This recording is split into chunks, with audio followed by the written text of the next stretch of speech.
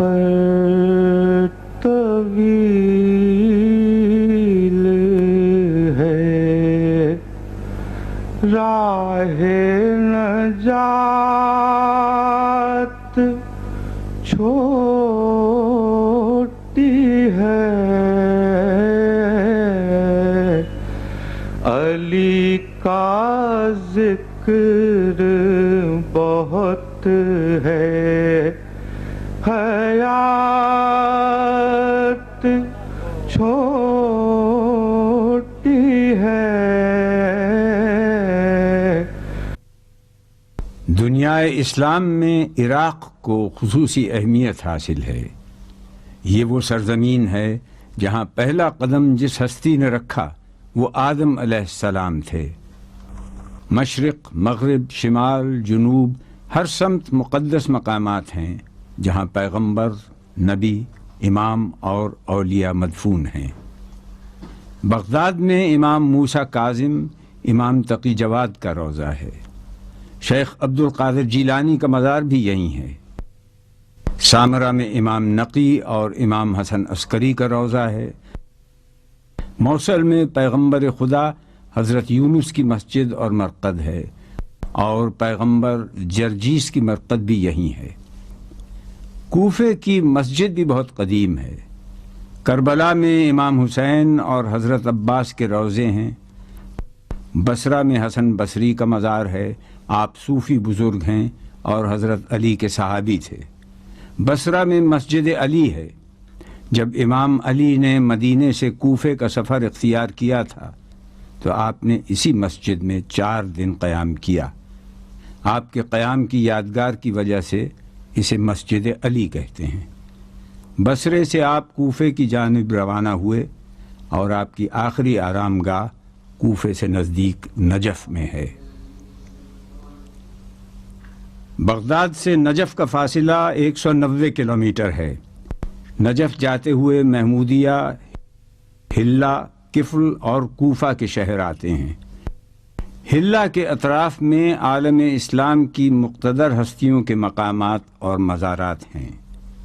یہ مقام خضر ہے۔ روایات کے مطابق حضرت خضر نے یہاں قیام کیا تھا۔ یہ ان کے قیام کی یادگار ہے۔ اسی رستے میں پیغمبر حضرت سلیمان کا مقبرہ بھی ہے۔ مرقد محمد اصغر ابی بکر ابن علی ابن ابی طالب بھی یہاں ہے۔ آپ کا لقب ابو بکر تھا اور آپ کربلا میں شہید ہوئے۔ آپ کی تدفین کے لیے آپ کے قبیلے کے لوگوں نے اس مقام پر کی۔ ار کے مقام پر نبی اولو العزم پیغمبر صاحب شریعت غرہ ابراہیم خلیل اللہ کا مقام ولادت ہے، جو ایک بلند چوٹی پر واقع ہے۔ حلہ ہی میں نبی اللہ حضرت ایوب کی مرقد ہے۔ زید بن علی کا روضہ بھی حلہ ہی میں ہے۔ آپ امام زین العابدین کے بیٹے اور امام حسین کے پوتے ہیں۔ آپ کی ولادت مدینہ منورہ میں 66 ہجری میں ہوئی۔ آپ کے 4 بیٹے تھے، یحییٰ، عیسیٰ، حسن اور محمد۔ حضرت یحییٰ نے دعاؤں کی کتاب صحیفہ سجادیہ کو اپنے والد حضرت زید سے اور حضرت زید نے اپنے والد امام زین العابدین سے نقل کیا، جو دعاؤں کا ایک بیش بہا قیمتی سرمایہ ہے۔ آپ عالم، فقیہ، فصیح، بلیغ شخصیت تھے۔ 3 صفر 121 ہجری میں آپ کو کوفے میں شہید کیا گیا۔ حال ہی میں حکومت عراق نے آپ کے روضے کی تعمیر جدید کا آغاز کیا، جو ابھی جاری ہے۔ رشید الہجری امام علی ابن ابی طالب کے صحابی تھے۔ آپ کو رشید الہجری اس لیے کہتے ہیں کہ آپ کا تعلق یمن کے شہر ہجر سے تھا۔ آپ کو کوفے میں ابن زیاد کے حکم پر ہاتھ پاؤں کاٹ کر پھانسی پر لٹکا دیا گیا تھا۔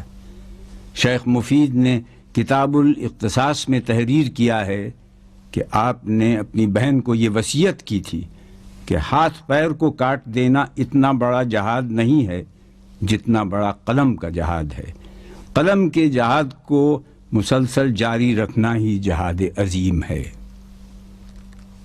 پیغمبر نبی اللہ ذوالکفل کی مرکز ہلہ اور کوفے کے درمیان کفل کے مقام پر ایک قدیمی بازار کے اندر ہے۔ آپ حضرت اسحاق بن حضرت ابراہیم کے بیٹے ہیں۔ آپ کو ذوالکفل اس لیے کہتے ہیں کہ آپ اپنی قوم کے امور کی کفالت کیا کرتے تھے۔ کوفہ نجف سے 5 میل کے فاصلے پر ہے۔ امام علی نے اپنے دور خلافت میں کوفہ کو اپنا دارالخلافہ بنا لیا تھا۔ کوفے کے معنی دائرے کی صورت میں ریت کے ہیں جس میں کنکر ملے ہوئے ہوں۔ عالم اسلام میں مسجد کوفہ کا شمار 4 بڑی مساجد میں ہوتا ہے، جس میں مسجد الحرام، مسجد نبوی اور مسجد اقصی شامل ہیں۔ مسجد کوفہ کو پہلی بار حضرت آدم نے معین کیا۔ مسجد کوفہ میں داخل ہونے کے 4 قدیمی دروازے تھے جو بند ہیں: باب الانمات، باب سدرہ، باب کندہ اور باب الفرج وہ دروازہ تھا جہاں سے امام علی اپنے گھر سے مسجد میں داخل ہوتے تھے۔ اب داخلے کے 3 در ہیں۔ پہلا در باب الفیل ہے جس کا قدیمی نام باب صوبان تھا، اس کے معنی اژدہیں کے ہیں۔ دوسرا باب الرحمہ ہے، یہ نیا دروازہ بنایا گیا ہے۔ تیسرے در کو باب صدام کبیر کہتے ہیں۔ اس کے علاوہ مسجد کے اندر باب مسلم بن عقیل ہے، اس دروازے کو باب الساعہ بھی کہتے ہیں۔ یہاں 30 میٹر کی بلندی پر ایک گھڑی نصب ہے، اسے توفیق علاوی نے ہدیہ کیا تھا۔ مسجد کوفہ کے 29 بیرونی ستون ہیں جو گولائی پر محیط ہیں۔ یہ اسلامی فن تعمیر کا حیرت انگیز شاہکار ہے، جبکہ 29 قدیم ایوان ہیں۔ 18 جدید محرابیں ہیں جو حال ہی میں تعمیر کی گئی ہیں۔ زمانہ قدیم میں ہر قبیلے کے لیے اپنا الگ ایوان اس کے نام سے ہوتا تھا، لیکن وقت گزرنے کے ساتھ یہ ایوان بند ہو گئے۔ مسجد کوفہ میں انبیاء کے مقامات موجود ہیں، جن میں مقام آدم، مقام خضر، مقام ابراہیم، مقام نوح اور مقام کشتی نوح بھی شامل ہیں۔ اسی مسجد میں مقام تنور بھی ہے، جہاں سے حضرت نوح کی قوم کے لیے طوفان آیا تھا۔ مقام نبی محمد، مقام جبرائیل، مقام التشت اور مقام دکتول قزار بھی ہیں۔ یہ وہ مقام ہے جہاں امام علی فیصلے کیا کرتے تھے۔ مسجد کوفہ 19 تعمیری مراحل سے گزری ہے۔ ابو الحیاج نے مسجد کوفہ کا نقشہ بنایا۔ جب بن شعبہ کو کوفے کا گورنر بنایا گیا تو اس نے تعمیر میں اضافہ کیا۔ زیاد بن ربیعہ نے مسجد کے صحن میں توسیع کی۔ عبداللہ بن زیاد نے مسجد کے ستونوں کو مضبوط کیا۔ عمرو بن حریث مخزومی نے مسجد کی تعمیر میں مزید اضافہ کیا۔ حجاج بن یوسف ثقفی نے مسجد کو منہدم کیا اور ازسر نو تعمیر کی۔ خالد بن عبداللہ قصری نے مسجد میں توسیع کی۔ یوسف بن عمر ثقفی نے صحن کی دیوار کی تعمیر کی۔ مسجد کوفہ کے مقدس مقامات عوام الناس کے علم میں نہیں تھے، سوائے چند اہل علم کے علاوہ انہیں کوئی نہیں جانتا تھا۔ ان مقامات کا تعین شیخ جعفر کاشف الغطا کبیر اور آیت اللہ سید مہدی بحر العلوم نے کیا اور ان مقامات پر علامات اور محرابیں تعمیر کیں۔ 1260 ہجری میں پہلی دفعہ مسجد کوفہ کا مینار بنایا گیا۔ باب الفیل کے قریب ہے، جہاں سے آج اذان دی جاتی ہے۔ 1307 ہجری میں مرزا الحاج ابو القاسم نے ایوان بنائے۔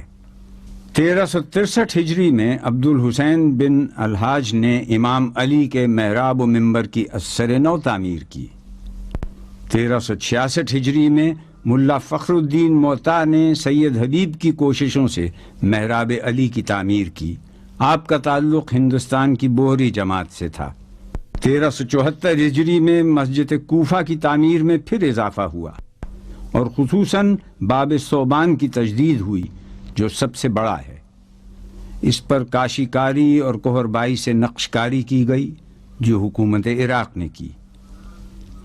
1376 ہجری میں پرانا مینار گرا کر موجودہ مینار حکومت عراق نے تعمیر کیا۔ 1365 ہجری میں سیرامکس کی ٹائلز مسجد کوفہ کی دیواروں پر لگائی گئیں۔ 1388 ہجری ماہ رمضان میں اس وقت عراق کے صدر حسن البکر کوفہ کے مقامات مقدسہ کی زیارات کے لیے آئے۔ اس دوران آپ نے باب الفیل کی تعمیر جدید کا حکم دیا اور باب الرحمہ کے نام سے ایک نیا دروازہ بنایا گیا۔ 1393 ہجری میں ڈاکٹر سیدنا برہان الدین نے چاندی کی جالی پر آیات قرآن کو سونے سے کندہ کیا اور یہ عبارت دائرے کی صورت میں درج کی، فزت برب الکعبہ۔ 3 سال قبل صدر صدام حسین نے مسجد کے ایک حصے کی تعمیر جدید کا حکم دیا، جس میں ڈاکٹر سیدنا برہان الدین نے بھی حصہ لیا اور جس کی تعمیر اس سال مکمل ہو گئی۔ مسجد کا اور مقام محراب اور ضربت، جسے اب خوبصورت زریح کی شکل دے دی گئی ہے، اس کی نقاب کشائی کی گئی۔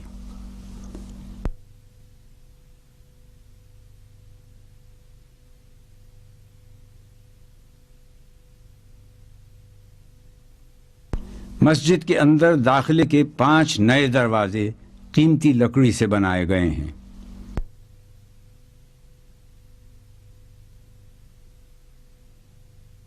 ان پر آیات قرآنی کندہ کی گئی ہیں۔ مسجد کی تعمیر نہایت نفاست اور خوبصورتی سے کی گئی ہے اور ہر شے کو ریاضی کے اصولوں کے مطابق بنایا گیا ہے۔ مقام ضربت پر زریح بنائی گئی ہے جو چاندی اور سونے کے خوشنما امتزاج سے بنی ہے۔ زریح کے دروازے کے اوپر کلمہ لکھا گیا ہے۔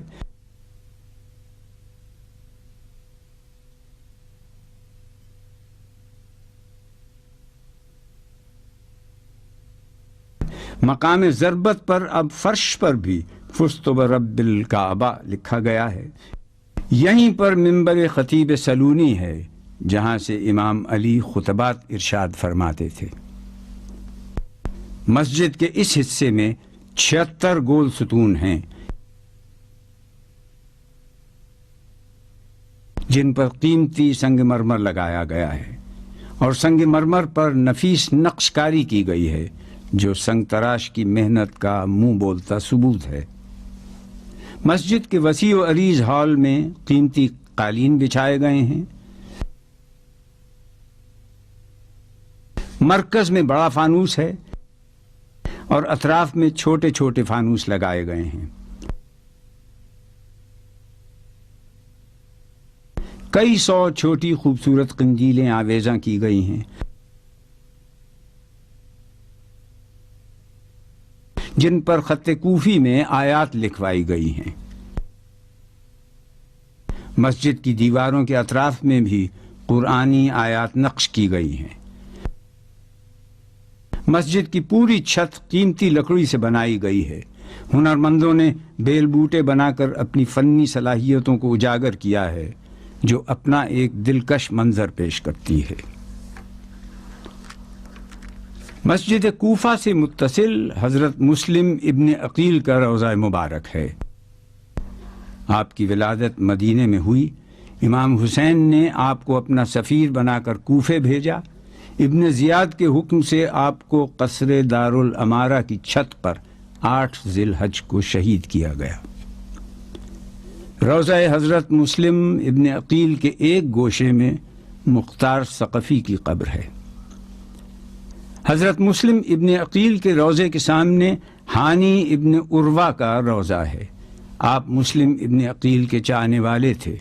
جب مسلم ابن عقیل کوفے میں تشریف لائے تو آپ نے ہانی کے گھر قیام کیا تھا۔ مسجد کوفہ سے متصل امام علی کا گھر ہے۔ یہ گھر اصل میں آپ کی ہمشیرہ ام ہانی کا تھا۔ آپ نے کوفے میں دوران خلافت اس گھر میں قیام کیا۔ آپ نے یہ گھر اس لیے پسند کیا کہ آپ کے نزدیک حکمران کو اپنی رعایا کے ادنا ترین فرد کے گھر سے بہتر گھر میں نہیں رہنا چاہیے۔ گھر کے ایک گوشے میں حسن اور حسین کے مکتب کی جگہ تھی۔ ایک حصہ وہ ہے جہاں آپ کو غسل دیا گیا تھا۔ اور ایک حصہ وہ ہے جہاں آپ کا کفن تیار کیا گیا تھا، اور اسی زمانے سے ایک کنواں آج تک موجود ہے جس کے پانی سے آج بھی لوگ فیض یاب ہو رہے ہیں۔ اس گھر کی حال ہی میں تعمیر جدید کی گئی ہے جس سے اس کی قدیم حیت پر فرق پڑا ہے۔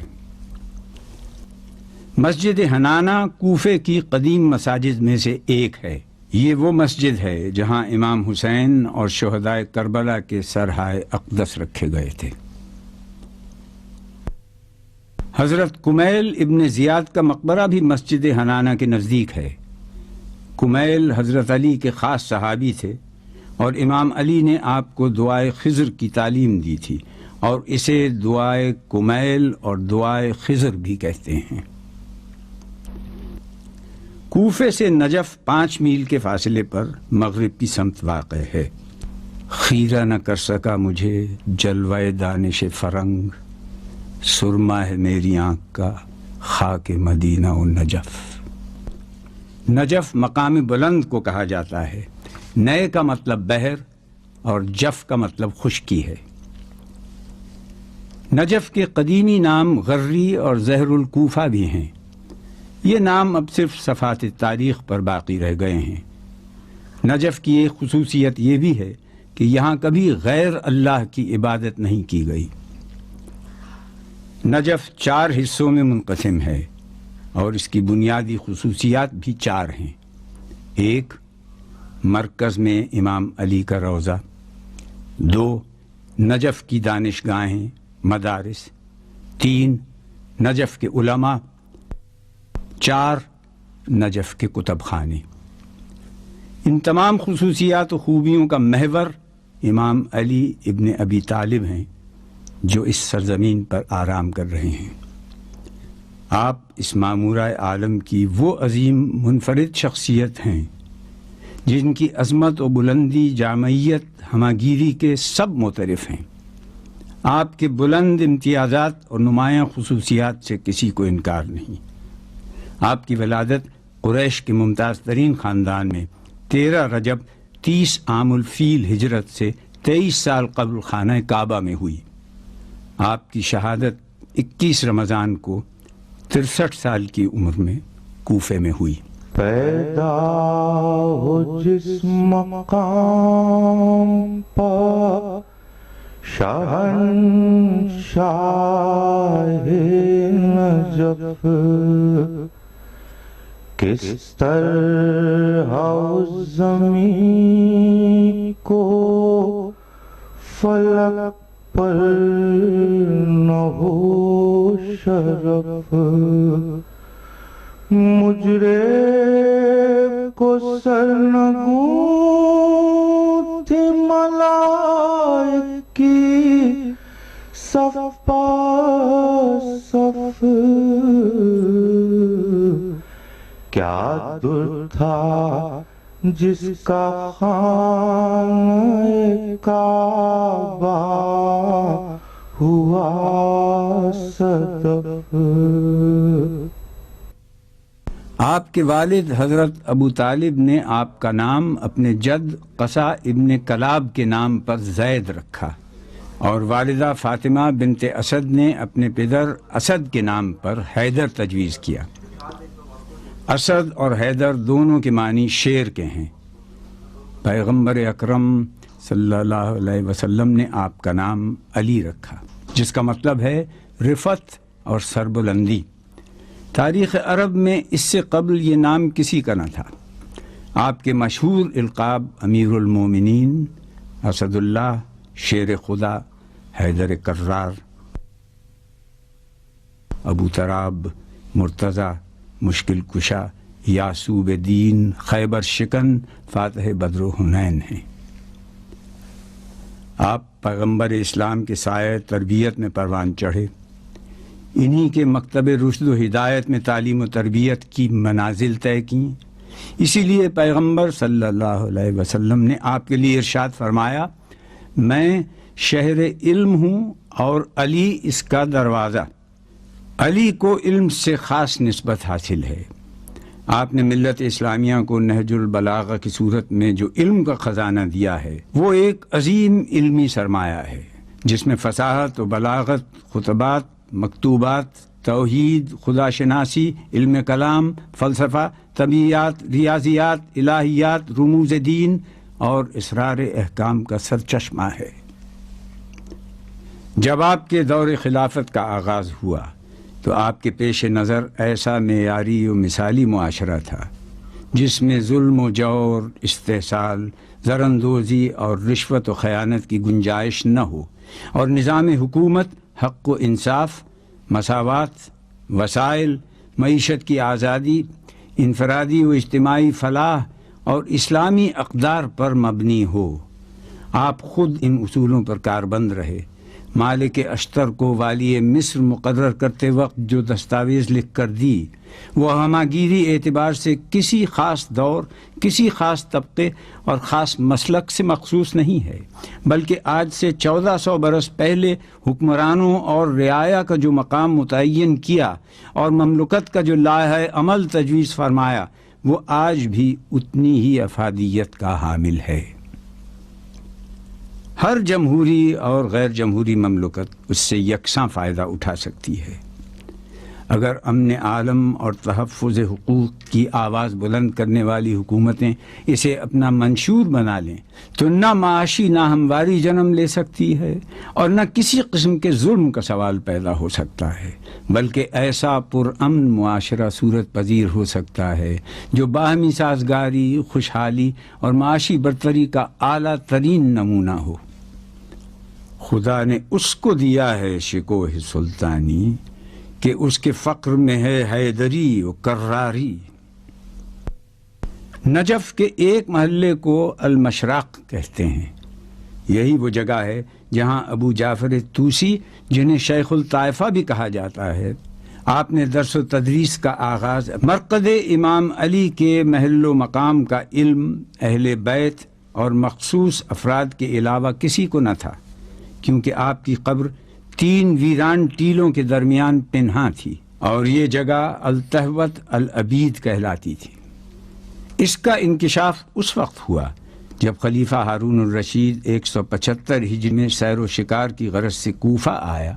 اس نے چند ہرن دیکھے تو ان کے پیچھے باز اور شکاری کتے چھوڑے، مگر وہ یہ دیکھ کر حیرت میں رہ گیا کہ جب شکاری کتے اور باز ہرنوں کا پیچھا کرتے ہوئے ایک ٹیلے پر چڑھ جاتے ہیں تو پھر نہ باز جھپٹتے ہیں اور نہ شکاری کتے آگے بڑھتے ہیں۔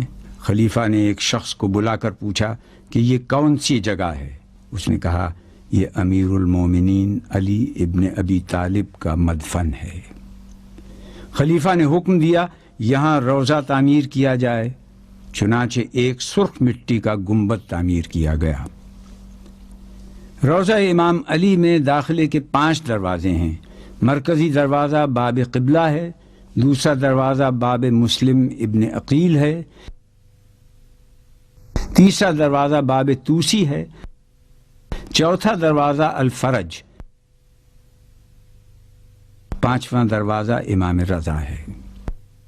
روضے کی تعمیر کئی مراحل سے گزری ہے۔ محمد ابن زید حسنی والی طبرستان نے 279 میں قلعہ نما روضہ تعمیر کیا۔ 367 ہجری میں خسرو ابن رکن الدولہ نے روضے کی پرشکوہ عمارت تعمیر کی۔ 914 ہجری میں شاہ اسماعیل صفوی نے فولادی ذریح بنوائی اور حرم میں طلائی قندیلیں آویزاں کیں۔ 1032 ہجری میں شاہ عباس کبیر نے روضہ اقدس کی تعمیر کی اور صحن کو وسعت دی۔ 1047 ہجری میں شاہ صفی صفوی نے روضے کی تعمیر نو شروع کی اور اس کی تکمیل شاہ عباس ثانی نے کی۔ 1154 ہجری میں نادر شاہ افشاری نے فتح ہند کے بعد کاشی کی اینٹوں سے صحن کی دیواروں میں کاشی کاری کی، گنبد اور میناروں پر سونا چڑھایا۔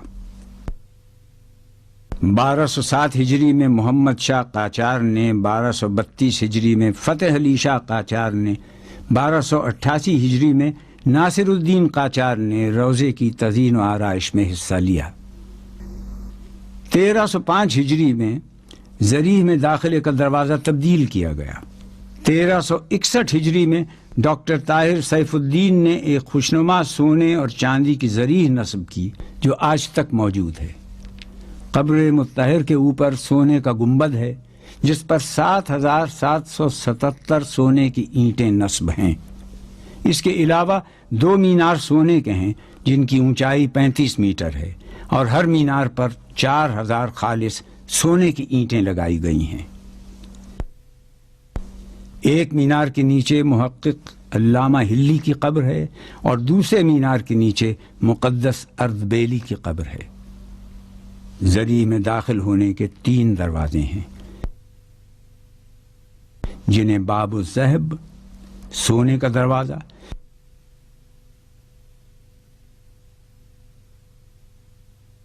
باب آدم و نوح اور باب صاحب الزمان کہتے ہیں۔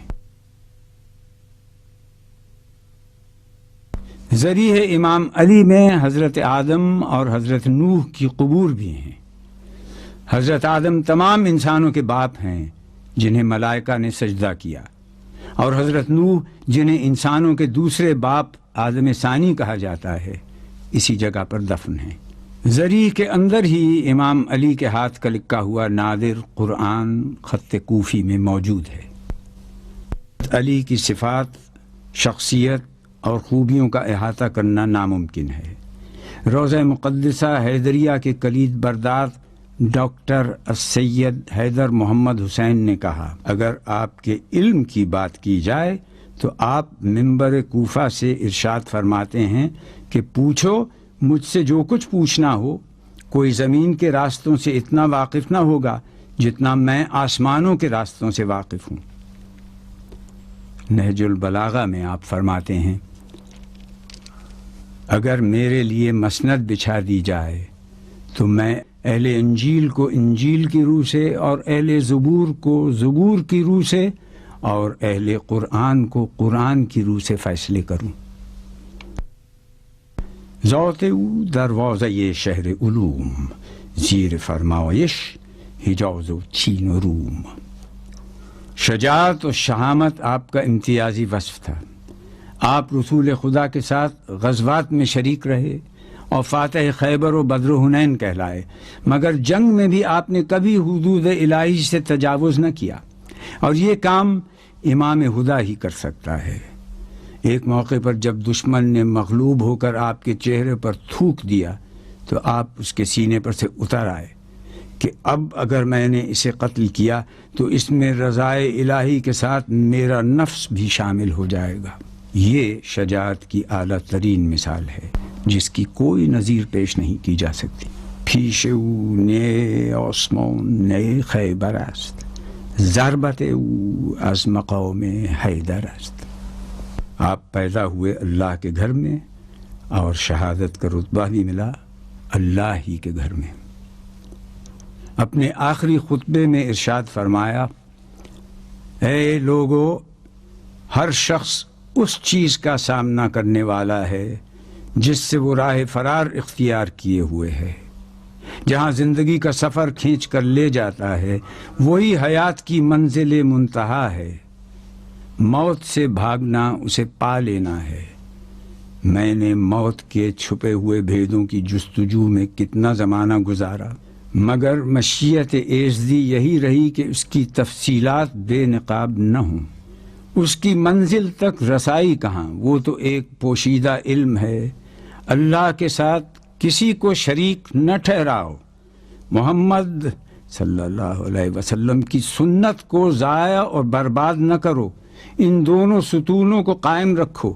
اللہ کا دین سیدھا سادہ ہے، اس میں کوئی الجھاؤ نہیں، اور پیغمبر عالم و دانا ہے۔ میں کل تمہارا ساتھی تھا، آج تمہارے لیے عبرت بنا ہوا ہوں، اور کل تم سے چھوٹ جاؤں گا۔ خدا تمہیں اور مجھے مغفرت عطا کرے۔ میں تم سے اس طرح رخصت ہو رہا ہوں جیسے کوئی شخص کسی کی ملاقات کے لیے چشم برآ ہو۔ کل تم میرے اس دور کو یاد کرو گے اور میری نیتیں کھل کر تمہارے سامنے آ جائیں گی، اور میری جگہ کے خالی ہونے اور دوسرے کے اس مقام پر آنے سے تمہیں میری قدر و منزل کی پہچان ہوگی۔ علی قائم اللیل اور صائم النہار تھے۔ ماہ رمضان کی 19ویں شب وہ تھی جس کا آپ کو بے چینی سے انتظار تھا۔ ہر روز روزہ رکھتا تھا وہ سرور عرب، ذکر خدا میں کٹتی تھی رو کر تمام شب۔ دنیا میں تھے پر ان کو نہ دنیا کی تھی طلب، فرماتے تھے یہ آتا تھا وقت نماز جب، میں کیا ہوں بندگی ہے میری کس شمار میں، عاجز ہوں میں عبادت پروردگار میں۔ نماز فجر کا وقت آیا، آپ اپنے گھر سے مسجد کوفے میں تشریف لائے، اذان فجر دی اور نماز فجر کی پہلی رکعت میں سجدے سے جیسے ہی سر اٹھانا چاہتے تھے، ابن ملجم کی زہر میں بجھی ہوئی تلوار سر پر گری، سر مبارک شگافتہ ہو گیا۔ مسجد میں شیر حق کا دوپارہ ہوا جو سر، ایک بار کانپنے لگے مسجد کے بام و در، ابلا لہو کہ ہو گئی محراب خون سے تر، ایک زلزلہ سا بس ہوا نازل زمین پر، گردوں پہ جبرائیل پکارے غضب ہوا، مسجد میں قتل آج امیر عرب ہوا۔ اور آپ نے بے ساختہ فرمایا، رب کعبہ کی قسم میں کامیاب ہو گیا، اور مٹھی بھر مٹی اٹھا کر آیت کی تلاوت کی اور کہا، ہم نے تمہیں زمین سے پیدا کیا اور زمین کی طرف پلٹائیں گے اور اسی سے دوبارہ نکالیں گے۔ شہادت سے قبل حسن اور حسین کو وصیت کی اور کہا، اللہ سے ڈرتے رہنا، دنیا کے خواہش مند نہ ہونا، اگرچہ وہ تمہارے پیچھے لگے، اور دنیا کی کسی ایسی چیز پر نہ کڑھنا جو تم سے روک لی جائے، ظالم کے دشمن اور مظلوم کے مددگار بنے رہنا۔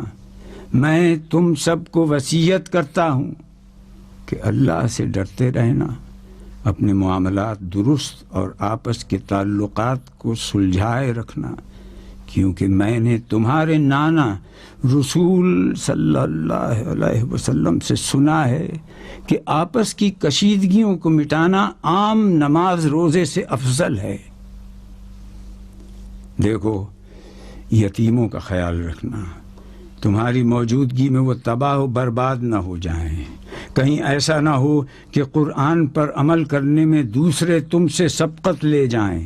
نماز دین کا ستون ہے، اپنے پروردگار کے گھر کو خالی نہ چھوڑنا، کیونکہ اگر اسے خالی چھوڑ دیا تو پھر عذاب سے مہلت نہ پاؤ گے۔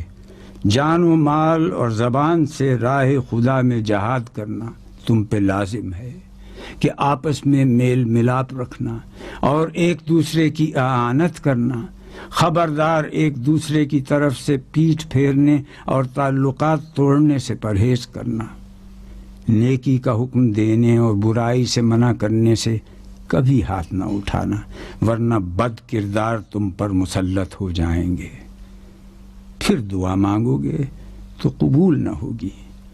اے عبد المطلب کے بیٹو، ایسا نہ ہو کہ تم میرے قتل کے بعد مسلمانوں کے خون سے کھیلنا شروع کر دو۔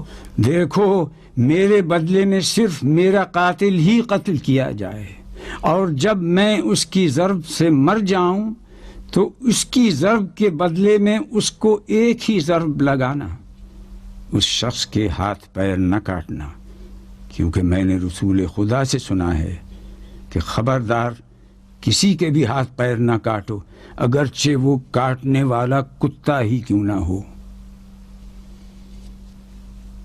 آخری الفاظ جو آپ کی زبان سے ادا ہوئے وہ سورہ احزاب کی آیت تھی جس کی ابتدا میں تلاوت کی گئی تھی۔ اس کا ترجمہ یہ ہے، یہ سب پیغمبر گزشتہ ایسے تھے کہ اللہ کے احکام کو پہنچایا کرتے تھے، اس باب میں اللہ ہی سے ڈرتے تھے اور اللہ کے سوا کسی سے نہ ڈرتے تھے، اور اللہ حساب لینے کے لیے کافی ہے۔ اہل دل اہل نظر حق کا ولی کہتے ہیں، لوح ایمان کا ایک خط